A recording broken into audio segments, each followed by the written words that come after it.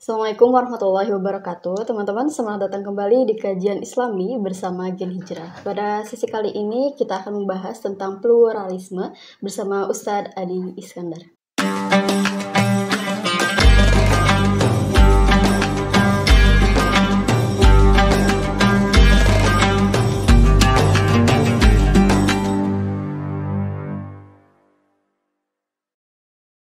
Assalamualaikum warahmatullahi wabarakatuh, Ustaz. Waalaikumsalam warahmatullahi wabarakatuh, Ica. Gimana kabarnya nih, Ustaz? Alhamdulillah. Seperti biasa, seperti kemarin. Sehat-sehat, alhamdulillah. Semangat nggak nih, Ustaz? Oh, semangat atau harus semangat ya. Harus semangat lah. Meskipun tidak harus semangat. Oke, Ustaz, sebelumnya kan pernah disinggung tentang pluralisme, di mana paham ini adalah berasumsi bahwa gagasan semua agama ini adalah benar dan sama gitu. Jadi sebenarnya maksud dari pluralisme ini apa gitu, Ustaz? Oh ya itu, jadi pluralisme agama itu satu paham yang menyatakan, setahu saya ya, bahwa semua agama itu benar itu aja. Jadi semua agama itu benar, jadi nggak ada yang salah kalau begitu. Dari sana saja sebetulnya sudah bermasalah. Kan kita tahu benar itu harus ada yang salah. Kalau tidak ada yang salah, ya kumaha tuh. Mana benarnya di mana? Gitu ya. Sebagaimana ketika dinyatakan salah, berarti kan harus ada yang benar. Ya. Nah, begitu. Tahu dari mana kita salah kalau semuanya salah mah. Gitu ya. Jadi itulah paham pluralisme agama itu menyatakan semua agama adalah benar ya seperti itu adanya. Sepengetahuan saya begitu. Kalau paham tersebut sebenarnya sejalan gak sama ajaran Islam? Tidak sejalan. Ya, Islam menganggap agama satu-satunya yang benar hanya Islam. Tidak menganggap semua agama itu benar. Kan Ustadz, paham pluralisme ini adalah sebuah gagasan yang berasumsi bahwa semua agama itu benar dan sama. Maksud dari sama di sini itu apa sih, Ustadz? Ya kayaknya menyamakan benarnya. Ya benar dan sama sebenarnya sama-sama benar gitu. Mungkin begitu maksudnya ya. Tapi apapun maksudnya, ketika menyamakan semua agama, maka itu salah hemat saya. Kalau misalkan di Al-Quran ada nggak dalil yang berhubungan antara toleransi dan pluralisme? Begini dalam Islam ya, dalam Islam itu bersumber Quran dan hadis Nabi Shallallahu Alaihi Wasallam. Kalau pluralisme dan toleransi itu kan istilah kekinian sebetulnya. Jadi kita memahaminya kan berdasarkan ta'rif. Lalu kemudian nanti dari istilah itu, dari ta'rif yang kita dapat itu, bagaimana kita menyikapinya berdasarkan sumber hukum Islam gitu. Jadi kalau berbicara toleransi itu adalah hidup berdampingan bersama-sama antara satu pemeluk agama dengan pemeluk agama lain, saling menghargai di sana, tidak saling mengganggu dalam beribadah, bekerja sama, begitu ya. Itu sepenelaahan saya di Quran dan hadis Nabi Shallallahu Alaihi Wasallam, memang Islam mengajarkan seperti itu. Karena Islam mengajarkan keadilan itu mutlak. Tidak hanya keadilan khusus bagi kaum muslimin saja, tidak. Tapi bagi semua agama-agama yang ada dalam naungan Islam itu semuanya harus adil. Itu ya, sampai kalau ada orang Yahudi yang punya tanah ketika digarap oleh kaum muslimin itu kan nggak boleh. Nah, tidak boleh karena haknya kan di situ ada. Nah, itu jadi Islam mengajarkan keadilan itu. Lalu Nabi Shallallahu Alaihi Wasallam juga menjenguk yang sakit di kalangan orang-orang kafir. Itu begitu. Lalu sahabat Nabi radhiyallahu anhu mereka pun berdagang ini dengan orang kafir. Nabi Shallallahu Alaihi Wasallam pernah menggadaikan baju perangnya kepada orang Yahudi. Jadi itu suatu kehidupan yang bersama-sama. Jadi tidak saling mengganggu, tapi menghargai. Itu toleransi. Islam mengajarkan itu memang. Tapi kalau pluralisme yang menyatakan semua agama itu benar, maka di situ kita kritisi karena di Quran misalnya, A'udzubillahi minasyaitonirrajim. Al-yauma akmaltu lakum dinakum wa atmamtu alaikum nikmati wa raditu lakumul Islam madina. Di Al-Maidah ayat 3. Pada hari ini aku sempurnakan bagi kalian agama kalian ya. Akmaltu lakum dinakum, aku sempurnakan pada kalian agama kalian, wa raditu lakumul Islam madina, aku ridho Islam itu sebagai agama. Jadi agama yang diridhoi oleh Allah itu hanya Islam saja. Di ayat yang lain, innad dina indallahil Islam. Sesungguhnya agama di sisi Allah itu adalah Islam, gitu. Lalu kemudian kalaulah memang seseorang menerima pluralisme, kita juga kritisi untuk apa ada ajaran dakwah di Islam. Nabi SAW berdakwah aslim, taslam, masuk Islam kamu, pasti kamu akan selamat. Oh nggak usah gitu dong. Karena tidak masuk Islam juga kan pasti selamat. Karena itu agamanya dianggap benar. Benar itu pasti menyelamatkan. Masa disebut benar tapi menyesatkan? Tapi Nabi ajak untuk berdakwah. Nabi mengirimkan surat kepada raja-raja di waktu itu. Diserulah untuk masuk Islam. Bahkan Nabi mengirimkan delegasi-delegasi ke Yaman, ke mana gitu. Untuk menyeru mereka agar bersyahadat. Asyhadu an la ilaha illallah wa asyhadu anna Muhammadar Rasulullah. Nggak perlu dong itu kalau memang semua agama itu benar. Lalu kita kritisi lagi di pembahasan sebelumnya itu kan Cak, tentang murtad ya. Orang yang murtad itu yang keluar dari Islam, entah dia masuk ke agama manapun itu kan langkahnya mesti diajak lagi masuk Islam. Lalu problemnya apa? Kita berikan solusi. Kalau memang masih juga tidak mau, itu kan nanti dibunuh dalam arti kekuasaan Islam, dalam daulah Islamiyah, negara Islam, itu masih begitu. Toh tidak usah Islam mengeluarkan pernyataan atau hukum yang sekeras itu kalau memang pluralisme benar. Karena dia keluar dari satu agama yang benar, lalu dia memeluk agama yang benar juga. Kan gitu. Nah, jadi sama-sama benar tidak usah diajak lagi. Kenapa diajak lagi? Biarkan saja kan sama-sama benar. Nah ini pengkritisian ini menyatakan bahwa pluralisme itu bukan dari ajaran Islam. Ya, jadi Islam itu eksklusif menyatakan bahwa satu-satunya agama yang benar itu adalah Islam. Di luar Islam adalah salah dan sesat. Oke, kita ungkapkan lagi dalil di Quran surah Al-Bayyinah misalnya ayat ke-6. Innalladzina kafaru min ahlil kitabi wal musyrikin fi nari jahannam khalidina fiha ulaika hum syarrul bariyah. Komplit sudah. Jadi di luar Islam itu disebut kafir. Kafir itu hanya dua. Satu kafir ahli kitab, Yahudi Kristen. Dua kafir musyrik selain Yahudi Kristen. Di Al-Maidah ayat 6 disebutkan kafir secara komplit, sempurna. Sesungguhnya orang-orang kafir dari kalangan ahli kitab Yahudi Kristen dan dari kalangan musyrik selain Yahudi Kristen, fi nari jahannam. Mereka di neraka Jahannam. Khalidina fiha, mereka kekal di dalamnya. Ulaika hum syarrul bariyah. Mereka adalah sejelek-jelek makhluk. Kok kalau benar kebanyakan neraka? Iya. Dan itu adalah kalamullah. Itu ada di Quran surah Al-Maidah ayat ke-6 dengan jelas, tegas, lugas menyatakan seperti itu. Maka kita mesti tegas dan lugas menyatakan bahwa Islam satu-satunya agama yang benar. Di luar itu adalah salah dan sesat. Sekali lagi kita menolak pluralisme agama, tapi bukan berarti kita ini menolak toleransi. Karena itu suatu hal yang berbeda ya. Begitu, Cak. Kalau misalkan Islam itu menantang pluralisme, kenapa ada paham ini gitu, Ustaz? Oh iya, karena kan di yang sebelumnya kita pernah bahas bahwa yang diperlukan oleh manusia, terutama Muslim, itu ada kesadaran terlebih dahulu. Apa kesadarannya? Berdasarkan Ad-Dariyat 56. Wa ma khalaqtul jinna wal insa illa liya'budun, tidaklah aku ciptakan jin dan manusia kecuali untuk beribadah kepadaku. Makna ibadah ini kan artinya taat aturan syariat. Iya. Jadi kita bisa artikan Al-Maidah 56 itu Ad-Dariyat 56 itu, tidaklah aku ciptakan jin dan manusia kecuali untuk mentaati aturanku. Gitu. Lalu kemudian aturan itu dibuat kan mesti ada yang diaturnya. Ya. Maka dari itu Allah mengadakan yang diaturnya dengan cara menciptakan manusia dan jin. Nah, dengan cara pikir seperti itu kita jadi tahu bahwa kita ini dicipta ini untuk diatur, bukan untuk membuat aturan. Tapi manusia itu oleh Allah diberikan kelebihan akal untuk berpikir. Yang nanti akal ini kadang menyimpang dari kesadaran yang harus ada pada manusia itu.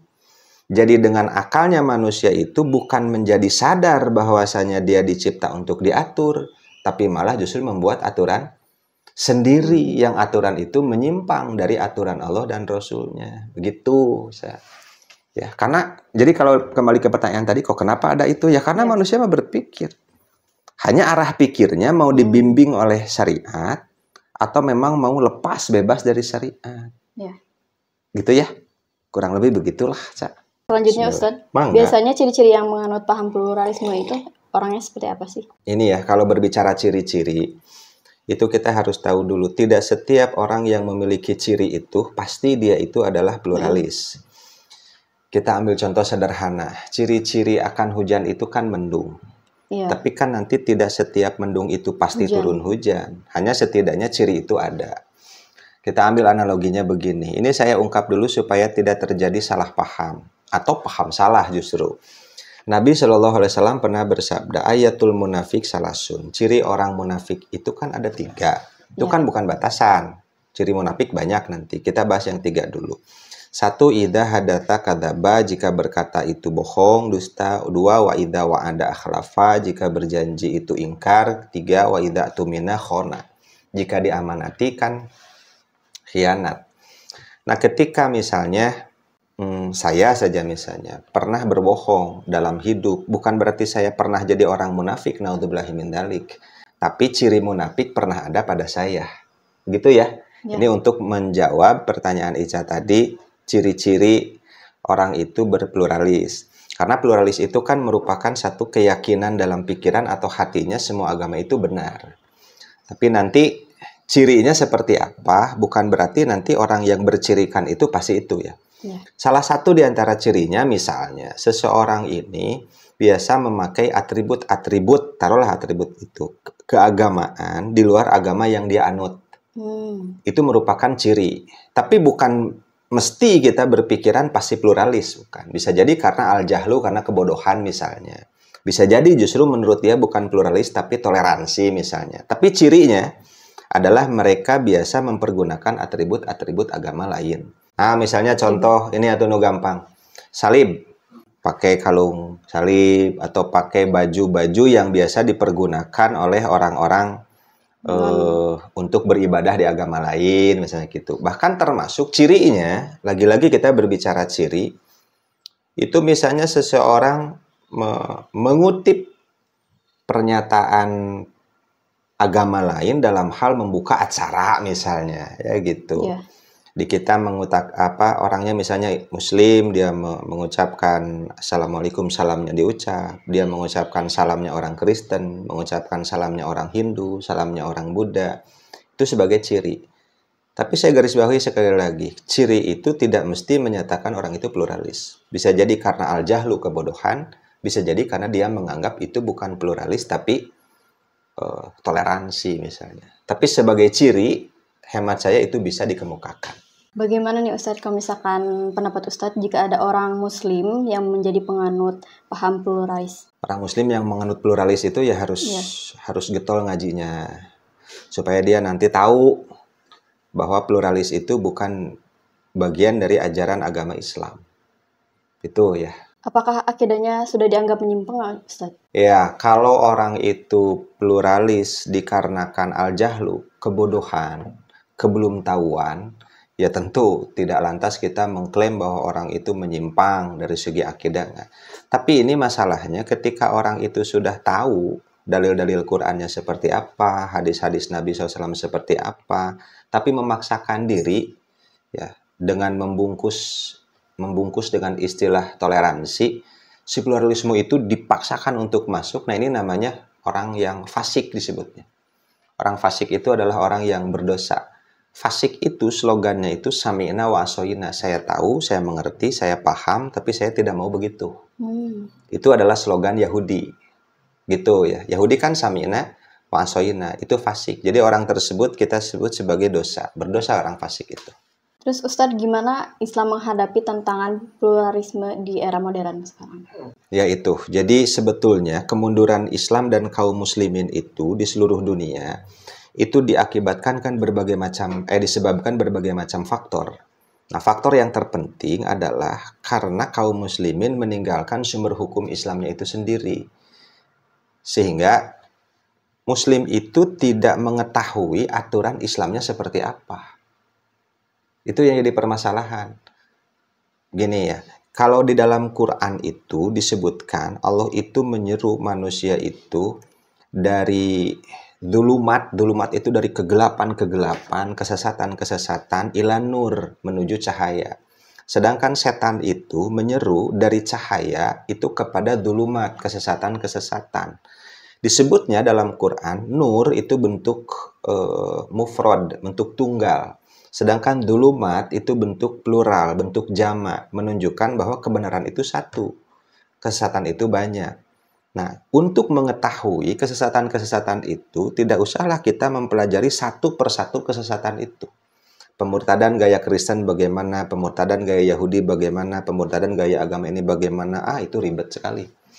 Atau misalnya kita mempelajari pola pikir menyimpang dari Islam, tentang pluralisme seperti apa, tentang ini bagaimana, isme ini bagaimana, isme ini bagaimana. Wah, banyak dan terus berkembang. Gak usah begitu. Cukup bagi kita mempelajari yang satu itu, yakni nur. Pelajarilah Qur'annya sebagai kalamullah, pelajari sabda Nabi Shallallahu Alaihi Wasallamnya sebagai sumber hukum. Dengan sendirinya kita tahu mana penyimpangan-penyimpangan itu, tanpa harus kita mempelajari satu persatu penyimpangannya. Ya. Itu ya. Makanya cara menyikapinya itu bagaimana, rujuk ilal Quran wa sunnah. Kembali kepada Quran dan sunnah, nanti dia akan tahu bahwa hal-hal yang menyimpang itu ini, dan lain sebagainya. Selanjutnya nih Ustadz, apakah pluralisme ini dapat menjadi solusi bagi konflik agama, ataukah ada solusi yang lebih baik? Pluralisme dijadikan solusi bagi konflik agama. Gini ya. Berarti kalau begitu, pluralisme itu dianggap sebagai pemersatu. Gitu kan? Ya. Supaya yang beda-beda ini jadi bersatu, tidak berkonflik. Begini sebetulnya. Di Quran surah ke Al-Baqarah itu, ayat 42, wala talbisul haqqo bil batil wa taktumul haqqo wa antum ta'lamun. Jangan kalian campur adukan yang hak dengan yang batil, yang benar dengan yang salah. Kalian pun jangan sampai menyembunyikan kebenaran itu, tapi harus diungkapkan. Sedangkan kalian tahu, begitu kan di Al-Baqarah 42-nya, menunjukkan bahwa kalaulah memang dengan alasan pluralisme itu disatukan semua agama untuk menghindari konflik, maka hemat saya bahwa kalaulah yang hak dan yang batil itu disatukan, itu namanya bukan persatuan, tapi perseteruan. Misalnya, ateis, agama, itu supaya akur gitulah ya, supaya tidak konflik kan gitu. Sudah saja tuh, disamakan saja benarnya. Itu di Islam tidak diterima. Yang hak itu harus hak, yang batil itu harus batil. Tidak bisa dicampur adukan dengan alasan untuk meredam konflik. Karena itu bukan sebagai solusi, karena itu bukan sebagai pemersatu, tapi perseteruan justru ada di situ.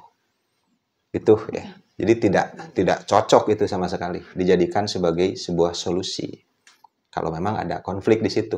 Jadi kalau misalkan ada konflik agama, solusi yang lebih baiknya itu kayak gimana, Ustaz? Islam kan sudah mengajarkan, meskipun Islam ini hemat saya mengharamkan pluralisme, tapi ajaran Islam itu adalah toleransi. Jadi konflik itu sebetulnya sudah ditutup ya dengan toleransi di Islam itu. Makanya saya biasa mengambil contoh misalnya di Kota Bandung saja. Di Kota Bandung itu kan tempat-tempat peribadatan non-Islam, orang kafir itu ada. Sekolah-sekolah Nasrani juga ada. Konflik kah? Enggak kok. Jadi yang menyebut konflik itu siapa? Itu bisa jadi merupakan alasan saja agar pluralisme bisa masuk ke sana. Konflik enggak. Islam itu mengajarkan toleransi, kita toleran. Kita hargai, mereka hargai kita tidak ganggu, mereka tidak ganggu kita. Konfliknya di mana? Justru bisa jadi konflik itu sebagai satu alasan saja agar pluralisme itu bisa masuk. Gitu ya. Di Islam sudah mengajarkan itu dan terbukti dalam sejarah aman nyaman sentosa kok. Ketika Islam berkuasa itu kan yang lain, agama-agama lain itu dijamin kehidupannya oleh Islam itu, keselamatannya dalam Islam itu. Tapi ada nggak Ustadz cendekiawan Muslim yang pro terhadap pluralisme ini? Ya mungkin ada saja. Kalau ada atau tidaknya ya mungkin ada gitu. Oke, jadi Ustadz, jika agama Islam tidak menganut paham pluralisme, jadi Islam itu menganut paham apakah dia eksklusivisme atau inklusivisme? Eksklusivisme mau tidak mau, konsekuensinya begitu. Jadi tidak membuka ruang bagi agama lain untuk dianggap benar. Itu eksklusivisme begitu. Kalau inklusivisme itu menganggap adanya ruang bagi agama lain itu dianggap benar. Jadi Islam itu eksklusif. Nah, makanya karena ajaran Islam itu yang seperti itu, pluralisme itu banyak dihembuskan ke orang-orang Islam. Itu ya, kalau Islam itu tidak eksklusif tapi inklusif, tidak harus dibombardir dengan apa rudal-rudal pemahaman pluralis, kalau begitu, pluralisme kan gitu. Tapi karena Islam ini sebuah agama yang eksklusivisme, maka itu terus-menerus yang namanya tema-tema atau isme-isme pluralis itu terus digoreng agar hangat ya. Ini untuk mungkin meracuni para pemuda-pemudi Islam kan gitu, agar mereka mengakui bahwa agama di luar Islam itu benar. Inginnya mereka begitu. Karena Islam eksklusivisme, pahamnya jadi begitu ya. Oke, jadi sebagai seorang muslim harus merasa paling benar gitu atas keyakinannya. Ya begini, paling benar itu bukan berarti menganggap di luar Islam itu benar. Karena saya khawatir begini, ini benar, Islam paling benar, nggak begitu. Jadi ini benar, ini salah. Paling benar, salah, begitu ya. Oh iya. Gitu. Jadi khawatirnya nanti paling benar, berarti yang lain juga benar. Cuman yang paling benar Islam mantep gitu, Tete. Paling benar, berarti yang di luar Islam salah gitu. Jadi kenapa Allah menciptakan dunia ini penuh dengan perbedaan gitu, Ustaz? Ya, itu kan karena untuk menjelaskan bahwa Allah itu berkuasa. Kalaulah Allah berkehendak, Allah mau, walau sya'allahu laja'alakum ummatan wahidatan. Kalaulah Allah berkehendak, Allah berkeinginan, pastilah Allah menjadikan kalian itu satu umat. Satu paham, satu syariat saja. Tapi walakil liyabluwakum fima atakum. Tapi Allah hendak menguji kalian tentang apa yang sudah Allah berikan kepada kalian, yakni diturunkannya Quran, diturunkannya para rasul dengan syariat yang berbeda. Sehingga syariat rasul ini kemudian nanti diturunkan lagi rasul yang baru, syariatnya dirubah. Diturunkan lagi rasul yang baru, syariatnya berubah. Meskipun intinya sama, la ilaha illallah, tapi syariatnya ada berubah. Hukum halal haram pun di sana ada berubah, hukum syariat-syariat ada yang berubah. Allah bisa saja satu dari dulu syariatnya itu bisa aja. Walau sya'allahu itu, kalaulah Allah berkehendak ya seperti itu. Itu di Al-Maidah ayat 48. Maka kesananya ayat itu fastabiqul khairat. Berlombalah kamu di dalam kebaikan, dalam arti berlomba-lombalah dalam taat kepada Allah melalui syariat yang kamu ada di situ. Jadi melalui syariat yang kamu ada di situ. Nah, kalau sekarang kita berlomba-lomba taat kepada Allah, la ilaha illallah, dengan syariat masa kini, yakni syariat Rasulullah Muhammad SAW sebagai khatamul anbiya wal mursalin. Lah, kalaulah memang kita hidup di masa Nabi Isa alaihissalam, fasabiqul khairat. La ilaha illallah dan syariat yang dipakai adalah syariat Isa alaihissalam dengan Injil yang Allah turunkan. Toh kalau kita hidup di zaman Nabi Musa alaihissalam, ya kita la ilaha illallahnya tetap sama, tapi syariatnya adalah syariat yang diturunkan kepada Musa alaihissalam dengan Tauratnya. Begitupun dengan Nabi dan Rasul yang sebelumnya. Kalau Allah ingin ya semuanya disatukan, misalnya bisa saja. Tapi Allah hendak menguji kamu. Itu siapa yang memang taat, siapa yang memang maksiat, siapa yang memang mukmin, siapa yang memang kafir. Terkadang kita ini mempertanyakan kebijakan yang maha kuasa. Padahal nanti hakikat akhirnya itu justru kita ini tidak layak dan tidak pantas untuk bertanya, tapi justru kita yang ditanya.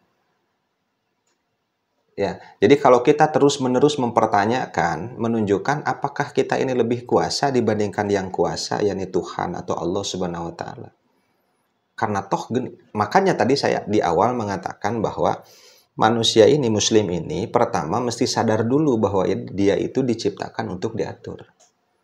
Bukan untuk membuat aturan baru. Untuk apa? Kalau dia buat aturan baru, berarti dia mengadakan sekutu bagi Allah dan Rasulnya sebagai pembuat aturan. Kalau dia mengkritisi aturan-aturan, itu berarti dia tidak sadar dia diciptakan untuk diatur. Malah mengkritisi aturan penguasa. Itu ya.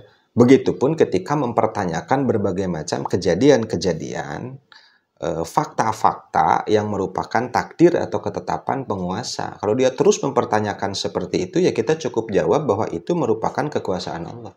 Kalau Allah dibeda-bedakan ya beda-beda. Maka Allah nyatakan, aku kuasa begitu. Sebagaimana aku kuasa semuanya dipersatukan dalam satu agama, bisa saja. Tapi Allah nggak mau begitu. Ya kita mau apa? Ya sudah, tidak bisa. Kalau kita terus bertanya, justru nanti di akhirat kita akan ditanya, kenapa kamu banyak nanya? Gitu ya. Kenapa kamu banyak nanya jadi gitu, Cak? Nah, jadi begini, Cak, ada pola pikir yang unik ya, simpel gini. Kan kita ini diuji oleh Allah dengan berbagai macam ujian kehidupan. Ya. Nah, diuji dengan ujian A, ujian B, ujian C dan lain sebagainya. Kalau nggak salah di Al-Baqarah 155 lah ya.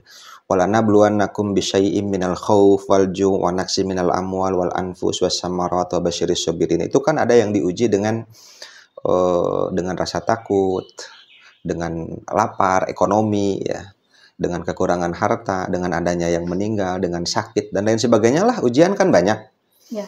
Nah, ini ketika Allah menguji, maka konsentrasi kita sebagai yang diuji, taruhlah sebagai murid, itu kan seharusnya memikirkan tentang jawabannya apa. Jawabannya apa? Karena si soal ujian itu sudah pasti tidak akan salah kirim. Gitu. Itu soal ujiannya untuk kelas 1 SD itu kan pasti di kelas 1 SD diadakannya. Ya. Tidak mungkin ujian kelas 6 itu diberikan ke anak kelas 1. Kalau begitu berarti kacau gurunya. Ya. Mustahil Allah begitu. Maka Allah menyatakan la yukallifullahu nafsan illa wus'aha. Allah tidak membebani seseorang melainkan sesuai dengan kesanggupannya. Allah tidak akan dolim. Kalau kamu diuji dengan itu pasti kamu bisa. Gitu. Hanya terkadang kita itu sibuk untuk memikirkan tentang pertanyaannya. Kok kenapa pertanyaannya ini? Iya. Itu jadi masalah teh. Terus menerus seperti itu sampai waktu ujian habis. Dan dia belum menjawab satupun soal itu. Contoh misalnya, anak kelas 1 SD. 4 dikali 4 itu soalnya. Jawabannya tahu nggak? 4 dikali 4 seberapa, Cak? Kalau anak kelas 1? Bukan, Ica. Oh, bisa. 16. Berapa? 16 ya? Ya. Oh iya, 16. Tapi si anak itu mikir bukan menjawab jawabannya itu 16, tapi kenapa soalnya teh 4 dikali 4? Kenapa tidak 4 dikali 5 gitu ya? Atau misalnya yang 16 itu bisa berapa kali berapa tambah berapa dan lain sebagainya. Jadi sibuk di situ sampai waktu ujian habis. Nah itu ya masalahnya. Jadi orang mah ada diuji kok Allah. Yang diuji itu berarti kita harus konsentrasi jawabannya apa. Dan semua jawaban itu sudah ada dalam sumber hukum Islam di Quran dan hadis Nabi SAW. Semuanya sudah ada. Hanya 2 kok, syukur dan sabar. Makanya kalau kita diuji dengan ujian teori, kabeh pasti lulus. Oh kalau begini berarti saya harus syukur. Kalau ujiannya begini berarti saya harus sabar. Kalaulah kita diuji dengan ujian teori, pasti semua lulus, gampang atuh eta mah. Permasalahannya soal ujiannya itu ujian praktek. Maka jawabannya pun mesti dijawab dengan jawaban praktek. Kalau begitu, orang yang sudah tahu jawabannya mesti syukur belum tentu bisa merealisasikan syukur. Wah, ini mah saya harus sabar. Cantang tuh teteh bisa sabar. Ya. Gitu, ya. Uniknya itu di situ ya, seninya hidup itu di situ. Terus selanjutnya saya pernah lihat di Quran itu yang artinya tuh Allah menciptakan perbedaan untuk saling mengenal, itu kayak gimana? Itu ya. Wa ja'alnakum syu'uban wa qabaila lita'arofu di Quran ada, dan kami menjadikan kalian itu syu'uban wa qabaila itu bersuku-suku berbangsa-bangsa. Itu ya, bersuku-suku berbangsa-bangsa. Lita'arofu agar kamu itu saling mengenal mereka. Itu bukan jadi dalil pluralisme itu benar. Pluralisme itu benar. Karena pluralisme itu menyatakan semua agama itu adalah benar. Sedangkan ayat tadi menyatakan Allah menciptakan berbagai macam suku-suku, berbagai macam bangsa-bangsa. Bukan berarti kita mesti membenarkan agama yang mereka peluk, bukan. Tapi agar kita saling mengenal siapa ini, bagaimana budayanya, bagaimana cara berpikirnya, bagaimana ini, bagaimana dan lain sebagainya. Itu lita'arofu artinya untuk saling mengenal, bukan untuk mengenal. untuk saling mengenal, bukan untuk membenarkan agama di luar Islam yang dipeluk mereka. Ustaz, pluralisme ini berlaku secara internal Islam, maksudnya misal di Islam sendiri ada beberapa mazhab. Nah, pastikan sebagai seorang muslim ini berpikir bahwa semua mazhab itu benar karena tujuannya sama, yaitu untuk ibadah kepada Allah. Apakah ini juga bisa disebut sebagai pluralisme? Kalau untuk pluralisme dalam hal mazhab, dianggap bahwa semua mazhab itu benar, dari awalnya juga nggak begitu. Dari awalnya nggak begitu, karena semua ulama mazhab itu sudah menyatakan bahwa sumber hukum Islam itu hanya Quran dan Sunnah Nabi SAW. Maka nanti fatwa-fatwa ulama mazhab itu jangan sampai posisinya disakralkan sebagaimana sakralnya sumber hukum itu. Bagaimana posisi tafsir Al-Quran? Ini apakah dia sakral juga atau bagaimana? Ya tergantung nanti, karena dalam tafsir itu sebagai ilmu, nanti ada tafsir birriwayah namanya. Tafsir berriwayah itu dibagi, ada tafsir Quran bil Quran, menafsirkan Quran dengan Quran. Ada menafsirkan Quran dengan hadis Nabi Shallallahu Alaihi Wasallam. Ada menafsirkan Quran dengan qaul sahabi radhiyallahu anhum. Itu namanya tafsir berriwayah atau bidiroyah. Nanti kalau tafsirnya Quran dengan Quran ya jelas itu mah sakral Quran dengan Qurannya kan. Ya. Lalu kalau memang nanti tafsir Quran dengan kaul Nabi Shallallahu Alaihi Wasallam jelas ada sumber hukumnya. Kalau hadis Nabi itu sahih. Kalau nanti tafsir Quran dengan kaul sahabi, nah ini tidak sesakral tafsir Quran dengan hadis dan dengan Quran. Apalagi nanti yang di bawahnya tafsir Quran oleh tabi'in misalnya, tafsir Quran oleh mufasir kekinian misalnya. Nah itu tentu. Kalau tafsirnya itu bukan bil Quran, bis sunnah, itu nanti tidak sesakral tafsir Quran dengan Quran atau Quran dengan sunnah. Gitu ya saya? Ya. Itu nanti dalam ilmu tafsir dibahasnya.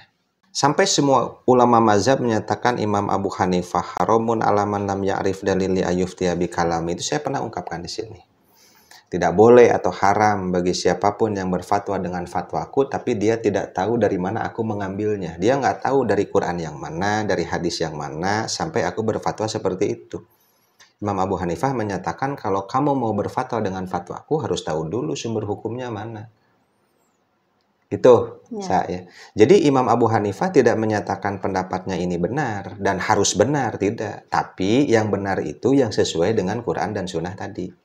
Ya. Imam Malik juga sama, aku hanya manusia biasa, aku bisa salah, aku bisa benar, teliti fatwaku itu yang sesuai dengan Quran Sunnah ambil, yang tidak sesuai maka tinggalkan. Imam Malik tidak menyatakan pendapatnya ini mesti benar dan harus disakralkan sebagaimana sakralnya Quran dan hadis, tidak. Kalau itu sesuai dengan Quran dan hadis maka itu benar, kalau itu tidak sesuai maka itu salah. Begitupun Imam Asy-Syafi'i rahimahullah, kullu mas'alatin fiha sahha khabarun an Rasul sallam bi khilafi ma qultu fa ana raji'un anha fi hayati wa ba'da mamati. Setiap masalah yang sudah ada ini keterangan dalilnya di Quran atau hadis Nabi ternyata berbeda dengan apa yang aku fatwakan, maka aku kembali kepada Quran dan Sunnah itu baik kondisi aku masih hidup ataupun sudah wafat. Jadi tidak mensakralkan pendapatnya. Sehingga nanti kalau kita sudah tahu, termasuk Imam Ahmad bin Hanbal, la tuqallid dinaka ahadan, maknanya sama. Kembali kepada sumber hukum Quran dan Sunnah itu. Sehingga maka nanti kalau kesininya orang-orang menyatakan oh pendapat ini benar, ini benar, ini benar. Nggak begitu. Karena pendapat itu tidak mesti disakralkan sebagaimana Quran dan hadis Nabi. Bukan pendapatnya, tapi apa dasar dari pendapat ulama itu. Itu yang mesti diperhatikan. Itu ya. Jadi tidak semuanya jadi dianggap benar gitu. Yang benar pasti satu. Nanti kalau yang lainnya salah bagaimana? Ya salah masalah weh. Hanya oleh Islam dihargai. Bukan karena salahnya, tapi karena ijtihadnya. Karena dia sudah bersungguh-sungguh berpikir, mencari di Quran dan hadis Nabi tentang satu persoalan hukum yang harus dikeluarkan, maka ulama berijtihad namanya. Jika salah, oleh Islam dihargai, tetap diberikan pahala. Jika benar, maka dihargai juga usahanya satu dan benarnya dipahala satu jadi dua. Jadi bukan salahnya, tapi usaha untuk benarnya. Karena benar itu kan milik Allah. Ya. Nah, makanya kita ini berusaha itu untuk mencari kebenaran itu. Satu waktu toh kalau memang kita salah dalam mengambil satu keputusan hukum, maka kita dihargai karena bukan salahnya, tapi karena berusahanya itu. Jadi paham pluralisme ini adalah Berbahaya nggak Ustaz? Oh ya iya tuh. Jadi Islam yang memang eksklusifisme menyatakan satu-satunya agama yang benar di luar agama Islam itu salah, keliru dan sesat, bahkan finari jahanam, itu nanti bisa runtuh dengan pluralisme tadi. Maka dia akan bertentangan bahkan menentang dengan ayat-ayat yang tadi sudah saya kemukakan, terutama di Al-Maidah ayat ke-6 tadi. Gitu, itu bahayanya. Dia mesti menentang Quran. Nah, itu bahaya. Barakallah, terima kasih banyak Ustadz untuk Sama-sama. ilmu-ilmunya. Demikian teman-teman pembahasan tentang pluralisme. Semoga apa yang sudah disampaikan oleh Ustadz bisa menjadi nilai ibadah bagi kita semua. Seperti biasa sebelum penutupan, mari kita membaca doa kafaratul majlis bersama-sama. Subhanakallahumma wa bihamdika asyhadu an la ilaha illa anta astaghfiruka wa atubu ilaik.